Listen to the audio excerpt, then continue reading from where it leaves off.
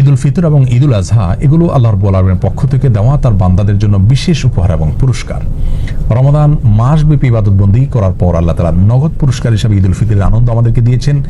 আর জিলহজের প্রথম দশকের ইবাদত সম্পন্ন করার পর, হজের ইবাদত সম্পন্ন করার পর আল্লাহ তাআলা নগদ পুরস্কার হিসেবে ঈদ উল আজহার আনন্দ আমাদেরকে দিয়েছেন।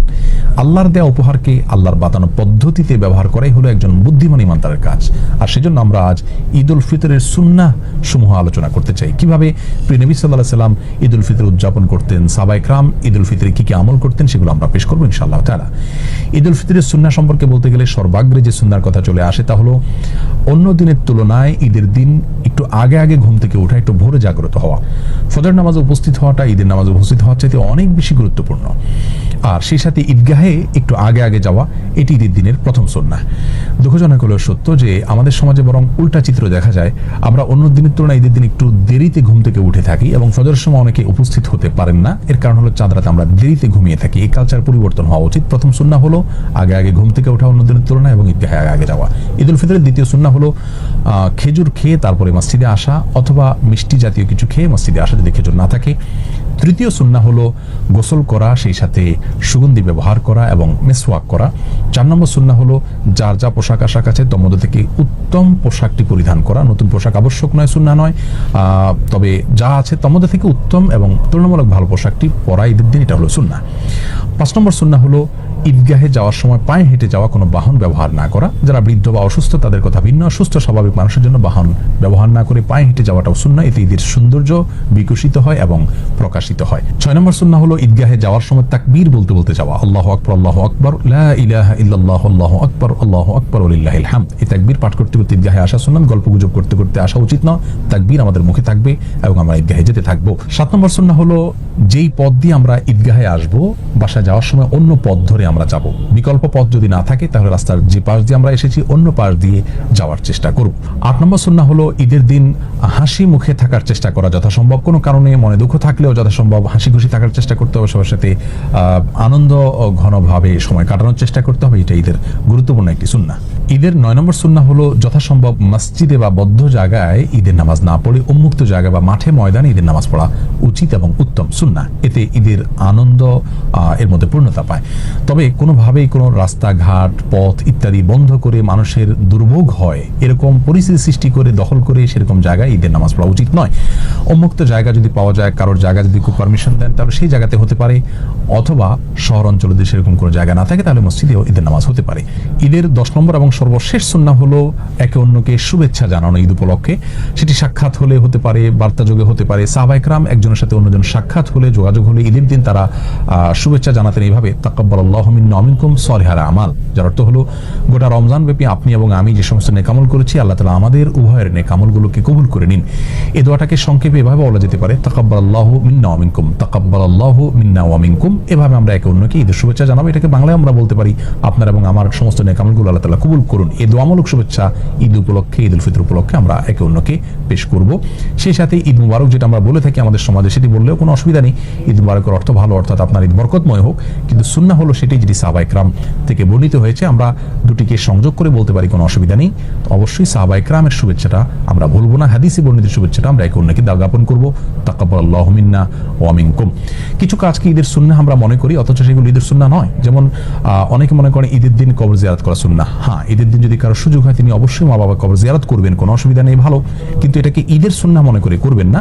অনেকেই ঈদগাহে ঈদের নামাজের পরে কাঁধে কাঁধ মেলানোটাকে সুন্নত মনে করেন, সেটিও ভুল ধারণা। অনেকদিন পরে কারোর সাথে সাক্ষাৎ হয়েছে, সম্প্রীতি বা ভালোবাসা প্রকাশের জন্য আপনি কাঁধে কাঁধ মিলালেন, সেটি করা যেতে পারে, কিন্তু ঈদের সুন্নাহ মনে করে সেটি করা উচিত হবে না। সেই সাথে অনেকে মনে করেন যে ঈদের দিন নতুন পোশাক পরা সুন্নাহ, সেটিও ভুল ধারণা। যা আছে তোমাদের থেকে উত্তম পোশাকটা পরা সুন্নাহ, কিন্তু নতুন পোশাক হতে হবে এমনটি মোটেও আবশ্যক নয়।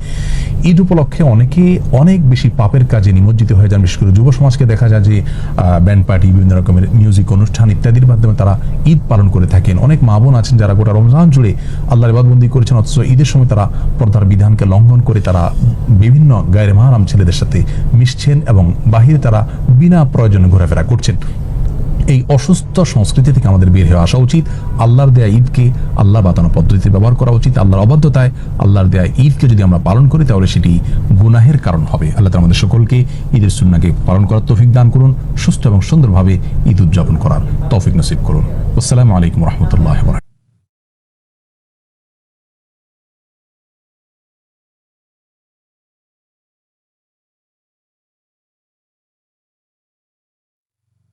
তবে এটা ঈদের গুরুত্বপূর্ণ একটি সুন্নাহ।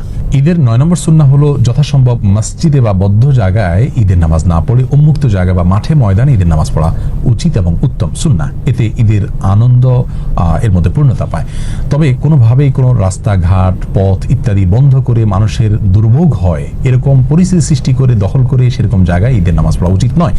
উন্মুক্ত জায়গা যদি পাওয়া যায়, কারোর জায়গা যদি খুব পারমিশন দেন তাহলে সেই জায়গাতে হতে পারে, অথবা শহর অঞ্চলে যদি সেরকম কোনো জায়গা না থাকে তাহলে মসজিদেও ঈদের নামাজ হতে পারে। ঈদের 10 নম্বর এবং সর্বশেষ সুন্নাহ হলো একে অন্যকে শুভেচ্ছা জানানো ঈদ উপলক্ষে।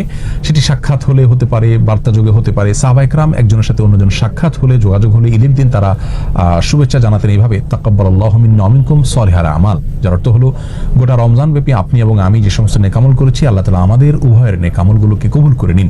এই দোয়াটাকে সংক্ষেপে এভাবে বলা যেতে পারে, তাকাব্বালাল্লাহু মিন্না ওয়া মিনকুম, তাকাব্বালাল্লাহু মিন্না ওয়া মিনকুম। এভাবে আমরা একে অন্যকে ঈদের শুভেচ্ছা জানাবো। এটাকে বাংলায় আমরা বলতে পারি, আপনার এবং আমার সমস্ত নেকামলগুলো আল্লাহ তাআলা কবুল করুন। এই দোয়ামূলক শুভেচ্ছা ঈদ উপলক্ষে, ঈদ উল ফিতর উপলক্ষে আমরা একে অন্যকে পেশ করব। সেই সাথে ঈদ মুবারক যেটা আমরা বলে থাকি আমাদের সমাজে, সেটি বললেও কোনো অসুবিধা নেই। ঈদ মুবারকের অর্থ ভালো, অর্থাৎ আপনার ঈদ বরকতময় হোক। কিন্তু সুন্নাহ হলো সেটি যেটি সাহাবায়ে কেরাম থেকে বর্ণিত হয়েছে, আমরা দুটিকে সংযোগ করে বলতে পারি, কোনো অসুবিধা নেই। অবশ্যই সাহাবায়ে কেরামের শুভেচ্ছাটা আমরা ভুলবো না, হাদিসে বর্ণিত শুভেচ্ছাটা আমরা একে অন্যকে জ্ঞাপন করবো, তাকাব্বালাল্লাহু মিন্না ওয়া মিনকুম। কিছু কাজকে ঈদের সুন্নাহ আমরা মনে করি অথচ সেগুলো ঈদের সুন্নাহ নয়। যেমন অনেকে মনে করেন ঈদের দিন কবর জিয়ারত করা সুন্নাহ। হ্যাঁ, ঈদের দিন যদি কারো সুযোগ হয় তিনি অবশ্যই মা বাবা কবর জিয়ারত করবেন, কোনো অসুবিধা নেই, ভালো। কিন্তু এটাকে ঈদের সুন্নাহ মনে করে করবেন না। অনেকেই ঈদগাহে ঈদের নামাজের পরে কাঁধে কাঁধ মেলানোটাকে সুন্নত মনে করেন, সেটিও ভুল ধারণা। অনেকদিন পরে কারোর সাথে সাক্ষাৎ হয়েছে, সম্প্রীতি বা ভালোবাসা প্রকাশের জন্য আপনি কাঁধে কাঁধ মেলালেন, সেটি করা যেতে পারে, কিন্তু ঈদের সুন্নাহ মনে করে সেটি করা উচিত হবে না। সেই সাথে অনেকে মনে করেন যে ঈদের দিন নতুন পোশাক পরা সুন্নাহ, সেটিও ভুল ধারণা। যা আছে তোমাদের থেকে উত্তম পোশাকটা পরা সুন্নাহ, কিন্তু নতুন পোশাক হতে হবে এমনটি মোটেও আবশ্যক নয়। ঈদ উপলক্ষে অনেকে অনেক বেশি পাপের কাজে নিমজ্জিত হয়ে যান। বিশেষ করে যুব সমাজকে দেখা যায় যে ব্যান্ড পার্টি, বিভিন্ন রকমের মিউজিক অনুষ্ঠান ইত্যাদির মাধ্যমে তারা ঈদ পালন করে থাকেন। অনেক মা বোন আছেন যারা গোটা রমজান জুড়ে আল্লাহর ইবাদতবন্দি করেছেন, অথচ ঈদের সময় তারা পর্দার বিধানকে লঙ্ঘন করে তারা বিভিন্ন গায়রে মাহরাম ছেলেদের সাথে মিশছেন এবং বাহিরে তারা বিনা প্রয়োজনে ঘোরাফেরা করছেন। এই অসুস্থ সংস্কৃতি থেকে আমাদের বের হয়ে আসা উচিত। আল্লাহর দেয়া ঈদকে আল্লাহ বাতানো পদ্ধতিতে ব্যবহার করা উচিত। আল্লাহর অবাধ্যতায় আল্লাহর দেয়া ঈদকে যদি আমরা পালন করি তাহলে সেটি গুনাহের কারণ হবে। আল্লাহ তাআলা আমাদের সকলকে ঈদের সুন্নাহকে পালন করার তৌফিক দান করুন, সুস্থ এবং সুন্দরভাবে ঈদ উদযাপন করার তৌফিক নসিব করুন। আসসালামু আলাইকুম ওয়া রাহমাতুল্লাহি ওয়া বারাকাতুহু।